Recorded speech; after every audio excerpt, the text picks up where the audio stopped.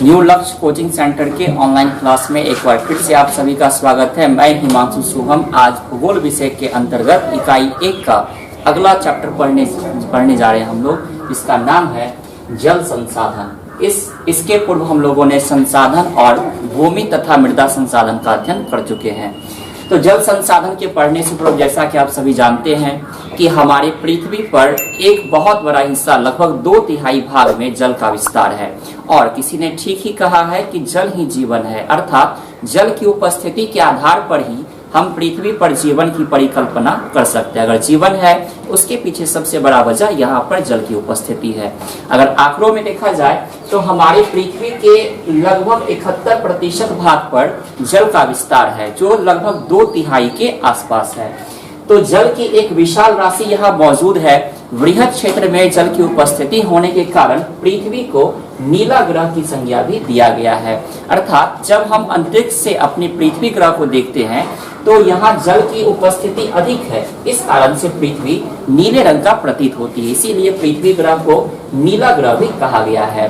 क्योंकि अन्य ग्रहों की अपेक्षा हमारी पृथ्वी पर जल की उपस्थिति है, इसीलिए पृथ्वी को हम जलीय ग्रह भी कहते हैं। अगर पृथ्वी के गोलार्धों की बात करें तो विषुवत रेखा पृथ्वी को 2 अलग अलग गोलार्धों में बांटती है। फर्स्ट का नाम उत्तरी गोलार्ध और दूसरा का नाम दक्षिणी गोलार्ध। अगर हम दोनों गोलार्धों को कंपेयर करें तो जो उत्तरी गोलार्ध का हिस्सा है उसमें स्थलीय भाग अधिक है और जबकि दक्षिणी गोलार्ध में जलीय भाग अधिक है।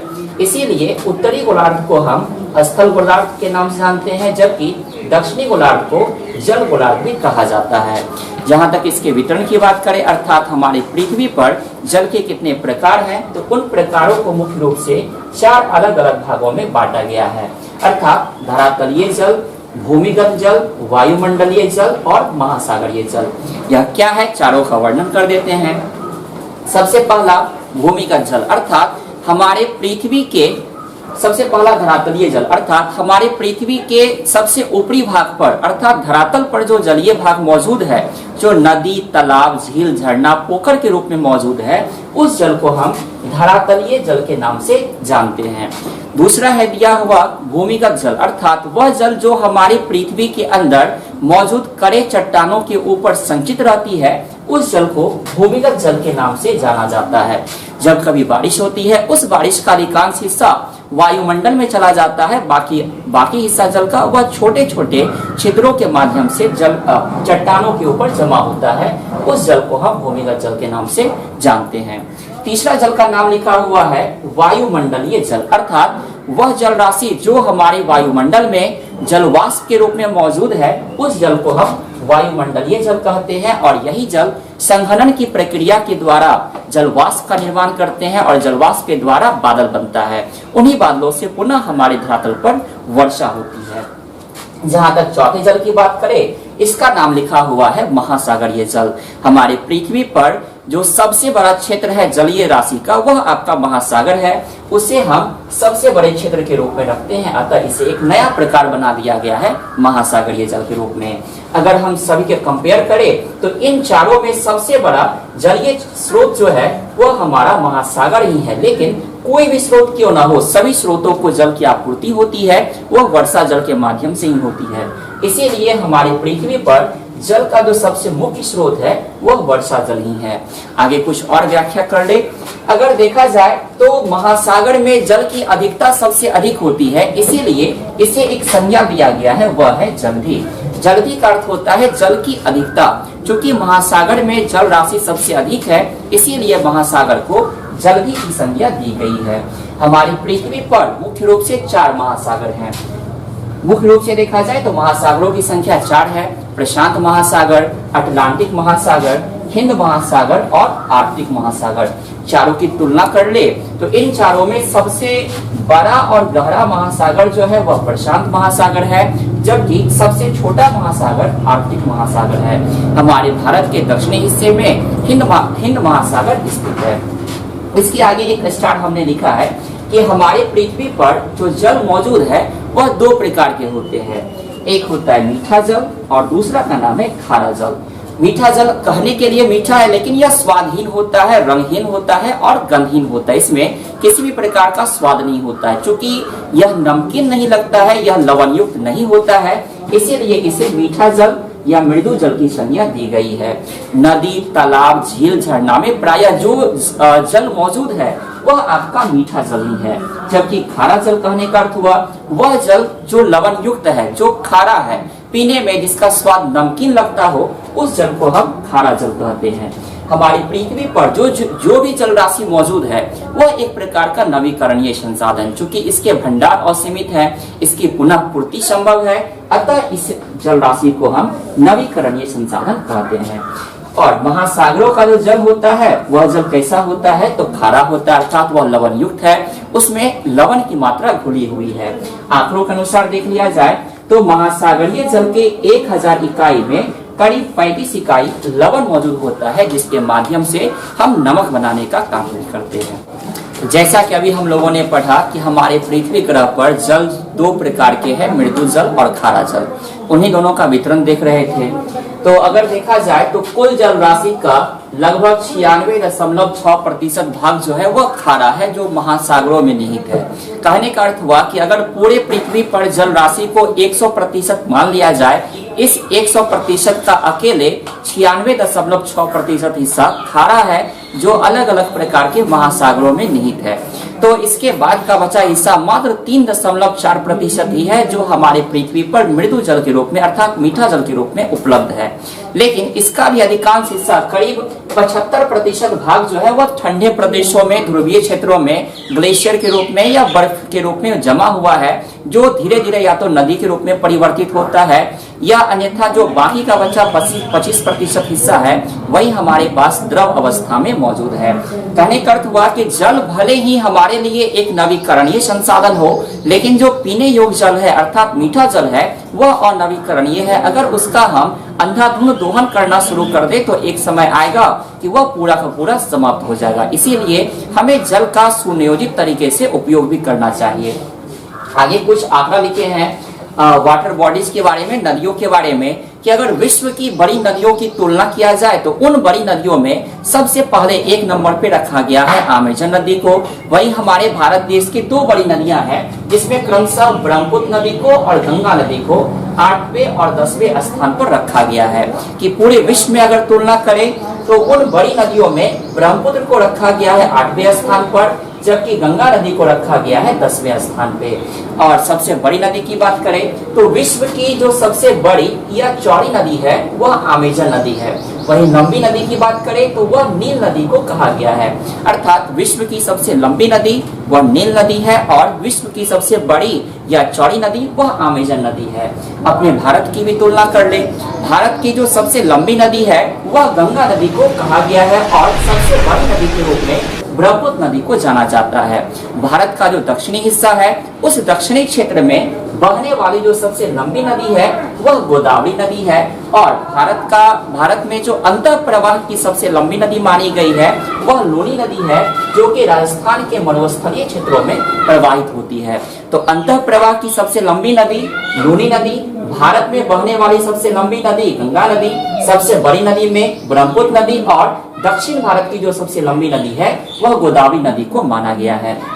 इसके बाद कुछ और आंकड़ों की बात करें तो प्राणियों के शरीर में लगभग 65% जल विद्यमान होता है या उपस्थित होता है। वहीं अगर हम वनस्पतियों की बात करें अर्थात पेड़ पौधों की बात करें तो इस पेड़ पौधा में 65 से 99% तक जल मौजूद रह सकता है। तो इसमें भी आपका एक आपके टेक्स्ट बुक में वस्तुनिष्ठ क्वेश्चन दिया हुआ है कि प्राणियों में कितना प्रतिशत जल उपस्थित होता है। अर्थात 65% जल की उपस्थिति प्राणी में देखने को मिलती है और वनस्पति में 65 से लेकर 99% तक जल मौजूद हो सकता है। आगे एक महत्वपूर्ण टॉपिक पे हम लोग चर्चा करेंगे जिसका नाम है बहुउद्देशीय परियोजना। इस टॉपिक को आप ध्यान से पढ़िए क्योंकि इस टॉपिक से संबंधित 3 जगह आपको क्वेश्चन दिया जाएगा। एक जल संसाधन वाले चैप्टर में, एक फिर से पढ़ेंगे इसको हम लोग ऊर्जा संसाधन में, पुनः बिहार चैप्टर जब हम लोग पढ़ेंगे वहां पर इस बहुउद्देशीय परियोजना का व्याख्या किया गया है। तो बहुउद्देशीय परियोजना को हम लोग इंग्लिश में मल्टीपर्पज प्रोजेक्ट के नाम जानते हैं। इसके नाम को समझने का पहले प्रयास करें। बहु का अर्थ होता है बहुत सारा, उद्देश्य अर्थात जो हमने लक्ष्य रखा है उस लक्ष्य को पूरा करने के लिए जिन परियोजनाओं को बनाया जाता है उन परियोजनाओं को बहुउद्देशीय परियोजना कहा गया है। इसके लिए एक हमने परिभाषा लिख दिया है कि ऐसी परियोजना जिसके कार्यान्वित किए जाने से हम एक साथ कई उद्देश्यों को पूरा कर सके, उन परियोजनाओं को हम बहुउद्देशीय परियोजना के नाम से जानते हैं। उदाहरण के तौर पे यहाँ हमने नदी घाटी परियोजना को रखा है।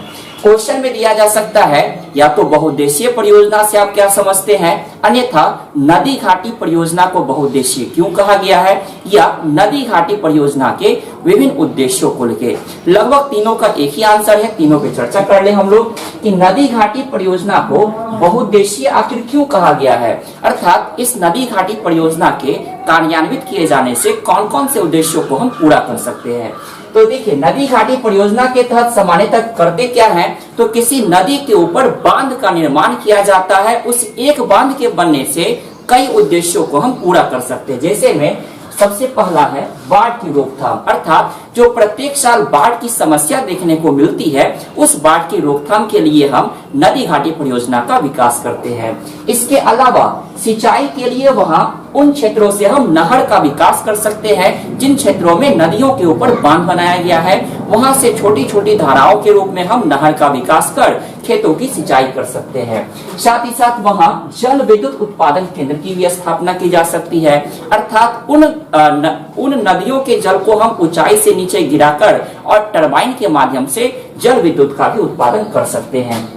साथ ही साथ जल कृषि क्षेत्र को, जल परिवहन क्षेत्र को और साथ ही पर्यटन क्षेत्र को भी बढ़ावा मिलता है। मतलब लोगों को घूमने फिरने के लिए एक वहां स्थान का निर्माण हो जाता है। उदाहरण के तौर पे नेपाल में स्थित कोसी बैरेज का आप रख सकते हैं इसके अंतर्गत। साथ ही साथ उन क्षेत्रों में कृत्रिम जलाशय की भी स्थापना की जाती है जिसके जल का उपयोग हम लोग सुखाड़ के समय में या अन्य किसी भी आपदा के समय में कर सकते हैं। तो यह पांचों उद्देश्य जो है वह हमारे इस नदी घाटी परियोजना के तहत ही पूरे किए जाते हैं। इसीलिए नदी घाटी परियोजना को हम बहुउद्देशीय परियोजना भी कह सकते हैं। इसी के तहत जो हमारे भारत के सबसे पहले प्रधानमंत्री थे उनका नाम था पंडित जवाहरलाल नेहरू। उनके द्वारा हमारे देश के जो भी बांध है उन बांधों को कहा गया था आधुनिक भारत का मंदिर। क्योंकि इन बांधों के माध्यम से ही हम अलग अलग उद्देश्यों को पूरा कर रहे हैं, इसीलिए बांधों को मंदिर की संज्ञा दी गई है। तो जैसा कि अभी हम लोगों ने अभी पढ़ा बहुउद्देशीय परियोजना के बारे में, अब हम लोग बिहार राज्य और भारत देश में कौन कौन से परियोजनाओं का विकास किया गया है नदी घाटी परियोजनाओं के तहत, उसका कुछ चर्चा कर ले। जहां तक अपने बिहार राज्य की बात करें तो यहाँ कुल मिलाकर 3 अलग अलग नदी घाटी परियोजना का निर्माण किया गया है, जिसे हम लोग सोन नदी घाटी परियोजना, गंडक नदी घाटी परियोजना और कोसी नदी घाटी परियोजना के नाम से जानते हैं। इन तीनों में जो सबसे पहला नदी घाटी परियोजना था वह बनाया गया था अंग्रेजी शासन काल में 1874 ईस्वी में सोन नदी के ऊपर, अतः इसे हम सोन नदी घाटी परियोजना के नाम से जानते हैं। इसके बाद की जो परियोजना थी उसे हम लोग गंडक नदी घाटी परियोजना के नाम से जानते हैं। इसका विकास बिहार और उत्तर प्रदेश की सीमा पर स्थित वाल्मीकि नगर में किया गया और यह गंडक नदी के ऊपर विकसित की गई थी, इसीलिए इसे हम गंडक नदी घाटी परियोजना के नाम से भी जानते हैं। और जो बिहार राज्य की सबसे बड़ी नदी घाटी परियोजना है उसका नाम है कोसी नदी घाटी परियोजना। इसका विकास बिहार सरकार, भारत सरकार और नेपाल सरकार, इन तीनों के संयुक्त प्रयास से 1955 ईस्वी में इसका आरंभ किया गया। हमारे बिहार राज्य में मिलने वाली जो बिजली थी उसका करीब इस परियोजना के तहत जो बनने वाली बिजली थी उसका करीब 50% हिस्सा बिहार राज्य को और बाकी 50% हिस्सा नेपाल को प्रदान किया जा रहा था। तो यह 3 परियोजना हमारे बिहार राज्य की प्रमुख नदी घाटी परियोजना के रूप में जानी जाती है। कुछ हम लोग भारत देश के तहत भी देख ले। जो हमारे भारत देश का सबसे बड़ा नदी घाटी परियोजना है उसे हम लोग भाखड़ा नंगल परियोजना के नाम से जानते हैं। इस परियोजना का विकास सतलज नदी के ऊपर किया गया है। साथ ही साथ भारत की जो सबसे ऊंची बांध है भाखड़ा नंगल बांध, वह भी इसी परियोजना के तहत निर्मित किया गया है। इस परियोजना से पंजाब, राजस्थान, हरियाणा, जम्मू कश्मीर के कुछ हिस्से में, उत्तर प्रदेश, उत्तराखंड, यह समस्त राज्य जो है लाभान्वित होते हैं। दूसरे परियोजना पर चले, इसका नाम लिखा हुआ है दामोदर नदी घाटी परियोजना। तो नाम से स्पष्ट है कि इस परियोजना का विकास दामोदर नदी पर किया गया है और इस परियोजना से झारखंड के साथ साथ पश्चिम बंगाल राज्य को लाभ मिलता है। तीसरा परियोजना का नाम हमने लिखा है हीराकुंड नदी घाटी परियोजना। इस परियोजना का विकास किया गया है महानदी के ऊपर और साथ ही साथ इसका जो विस्तार है अर्थात लाभान्वित होने वाले राज्य है उन राज्यों में उड़ीसा राज्य का नाम सर्वोपरि है। साथ ही साथ हमारे भारत देश के तहत जो सबसे बड़ा बांध बनाया गया है लंबाई के दृष्टिकोण से अर्थात हीराकुंड बांध, वह भी इसी नदी घाटी परियोजना के तहत निर्मित किया गया है। चौथा परियोजना का नाम हमने लिखा है नर्मदा नदी घाटी परियोजना। नर्मदा नदी घाटी परियोजना का जो निर्माण किया गया है वह नर्मदा नदी के ऊपर और साथ ही साथ गुजरात, महाराष्ट्र और मध्य प्रदेश के क्षेत्र इस नदी घाटी परियोजना से लाभान्वित होते हैं। इसके बाद कुछ दक्षिण भारत के नदी घाटी परियोजना की भी चर्चा करें तो कृष्णा की जो सहायक नदी है तुंगभद्रा, उस नदी के ऊपर एक परियोजना का निर्माण किया गया है जिसे हम लोग तुंगभद्रा नदी घाटी परियोजना के नाम से जानते हैं। इस परियोजना से आंध्र प्रदेश और साथ ही साथ कर्नाटक राज्य जो है, आंध्र प्रदेश और कर्नाटक राज्य जो है, इन दोनों राज्य को लाभ मिलता है। इसके बाद सारवती नदी घाटी परियोजना का नाम लिखा गया है। इस परियोजना से दक्षिण भारत के 4 राज्य, सबसे पहला आंध्र प्रदेश, दूसरा कर्नाटक, तीसरा केरल और चौथा तमिलनाडु, इन चारों राज्यों को इस सारवती नदी घाटी परियोजना से लाभ मिलता है। जहां तक चंबल नदी की बात करें तो चंबल नदी के ऊपर भी परियोजना का विकास किया गया है जिससे राजस्थान और मध्य प्रदेश राज्य को लाभ मिलता है। यह तो हो गई लाभ की बात। अगर इसी जल का हम अंधाधुंध दोहन करना शुरू कर दे, आवश्यकता से अधिक उपयोग करना शुरू कर दे तो उस क्षेत्र में जल संकट की समस्या भी उत्पन्न हो सकती है। जल संकट कहने का अर्थ हुआ कि जब किसी क्षेत्र विशेष में पीने योग्य जल की मात्रा में आशातीत गिरावट आती है अर्थात आशा से अधिक उस जल में गिरावट आ जाती है तो उस क्षेत्र में पीने योग्य जल की मात्रा में कमी आएगी और वहां जल संकट की समस्या देखने को मिलती है। अगर हम भूमिगत जल की बात करें तो अगर उस भूमिगत जल का लेयर दिन प्रतिदिन गिरता जाएगा तो एक समय आएगा जो हमारे पास पीने योग्य जल की प्राप्ति नहीं हो पाएगी और यह समस्या को ही हम जल संकट समस्या के नाम से जानते हैं। एक आंकड़ा दे दिया गया है। स्वीडन के विशेषज्ञ थे जिनका नाम है फॉल्कनमार्क। उनका कहना था कि प्रत्येक व्यक्ति को प्रत्येक दिन अर्थात प्रतिदिन के हिसाब से करीब 1000 घन मीटर जल की आवश्यकता होती है। अगर किसी व्यक्ति को इससे कम जल की उपलब्धता होती है तो वहां पर जल संकट की समस्या देखने को मिलती है। तो यह तो हो गई आंकड़ों की बात। सामान्यतः हम इसको समझ सकते हैं कि अगर हमें पीने योग्य जल की मात्रा में कमी दिख रही है या पीने के लिए जल की प्राप्ति नहीं हो रही है तो उस क्षेत्र में जल की संकट की समस्या दिख सकती है। अगला टॉपिक हमने लिखा है अंतरराज्यीय जल विवाद। अंतरराज्यीय का अर्थ होता है 2 या 2 से अधिक राज्यों के बीच में और जल विवाद कहने का अर्थ है कि जल के प्रश्न को लेकर अगर किसी प्रकार का विवाद उत्पन्न होता है। अगर हम किसी नदी की बात करें तो कोई भी नदी किसी खास राज्य से नहीं होकर बहती है, वह 1 से अधिक राज्यों में उसका प्रवाह क्षेत्र देखने को मिल सकता है। तो अगर किसी राज्य के द्वारा किसी नदी का अधिक से अधिक उपयोग किया जा रहा है ताकि दूसरे राज्यों को उतना लाभ नहीं मिल पाता है तो उस नदी के प्रश्न को लेकर कभी कभी अलग अलग राज्यों के बीच में विवाद की स्थिति उत्पन्न हो जाती है। उदाहरण के लिए अगर हम कावेरी नदी की बात करें तो कावेरी नदी के प्रश्न को लेकर कर्नाटक और तमिलनाडु की सरकार के बीच में विवाद उत्पन्न हो गया है जिसे हम कावेरी जल विवाद के नाम से भी जानते हैं। इसके बाद 2 टॉपिक हमने लिखा है जल प्रदूषण के बारे में। क्योंकि हम जानते हैं जल का उपयोग कल कारखानों में भी किया जाता है और साथ ही साथ कल कारखानों से जो भी अपशिष्ट पदार्थ निकलता है उसे हम लोग अलग अलग प्रकार के जलीय स्रोतों में प्रवाहित कर देते हैं। तो उन माध्यमों से जल का प्रदूषण भी होता है और उस प्रदूषण के कारण हमारे बिहार राज्य में जल के अत्यधिक दोहन किए जाने से आर्सेनिक तत्व का जो संकेंद्रण है वह बढ़ गया है। वहीं अगर महाराष्ट्र की बात करें तो महाराष्ट्र में अति जल दोहन से फ्लोराइड तत्व का संकेंद्रण बढ़ गया है।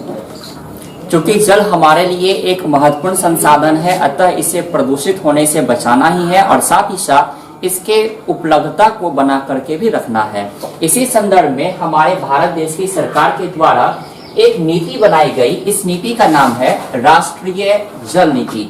यह नीति क्या है, इसकी व्याख्या कर दे।